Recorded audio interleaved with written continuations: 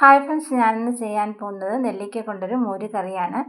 അതിനായിട്ട് ഞാനിപ്പോൾ കുറച്ച് നെല്ലിക്ക എടുത്തിട്ടുണ്ട്. നെല്ലിക്കയെല്ലാം ആദ്യം നമുക്കൊന്ന് വേവിച്ചെടുക്കണം. വേവിച്ച് വെള്ളമൊക്കെ വറ്റിച്ച് വേണം എടുക്കാൻ. ഇനി ഞാൻ എടുത്തിട്ടുള്ളത് കുറച്ച് തേങ്ങാ കഷ്ണങ്ങളും നമ്മൾ വേവിച്ച് വെച്ചിരുന്ന നെല്ലിക്കയുടെ കുറച്ച് കഷ്ണങ്ങളും, ഒരു സ്പൂൺ ജീരകം, കുറച്ച് കുരുമുളക്, കറിവേപ്പില നല്ല ഇളം ഇലയാണ് എടുത്തിട്ടുള്ളത്. ഇത്രയും നമുക്കൊന്ന് അരച്ചെടുക്കണം. ഇത് പുളിയില്ലാത്ത നല്ല കട്ട തൈരാണ്. ഇതുകൂടി ചേർത്ത് വേണം നമുക്ക് അരച്ചെടുക്കാൻ. ഇനി നമുക്ക് ഇവയെല്ലാം മിക്സിയുടെ ജാറിലോട്ടൊന്ന് ഇട്ട് കൊടുക്കാം. ആവശ്യത്തിന് ഉപ്പ് ചേർത്ത് കൊടുക്കാം. ഇനി തൈര് കൂടി ചേർത്ത് നന്നായിട്ടൊന്ന് അരച്ചെടുത്തിട്ട് വരാം.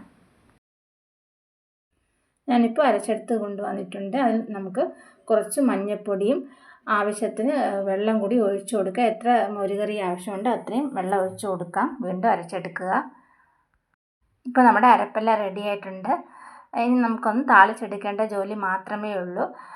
എണ്ണയിൽ ഞാനിപ്പോൾ കടുക്, ഉലുവ, വറ്റൽമുളക്, കറിവേപ്പില ഇത്രയും താളിച്ചെടുത്തിട്ടുണ്ട്. ഇനി നമുക്കിതിലോട്ടൊന്ന് ഒഴിച്ചു കൊടുക്കാം.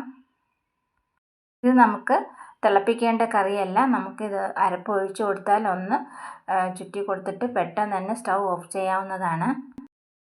ഇത് നമുക്ക് വളരെ പെട്ടെന്ന് ചെയ്യാൻ പറ്റിയ ഒരു ടേസ്റ്റിയും ഹെൽത്തിയുമായിട്ടുള്ള റെസിപ്പിയാണ്. നമ്മൾ നെല്ലിക്ക വേവിക്കുന്ന ഒരു ജോലി മാത്രമാണ് നമുക്ക് കുറച്ച് സമയമെടുക്കുന്നത്. വേവിച്ച് ചേർത്തില്ലെങ്കിൽ, പച്ചയ്ക്കാണ് ചേർക്കുന്നതെങ്കിൽ അതൊരു കയ്പ്പ് ഇറങ്ങാൻ സാധ്യതയുണ്ട്. അതുകൊണ്ടാണ് നമ്മൾ വേവിച്ച് ചേർക്കുന്നത്. ചോറിനോടൊപ്പം കഴിക്കാൻ അടിപൊളിയായിട്ടുള്ള നെല്ലിക്ക മോരുകറി റെഡി ആയിട്ടുണ്ട്.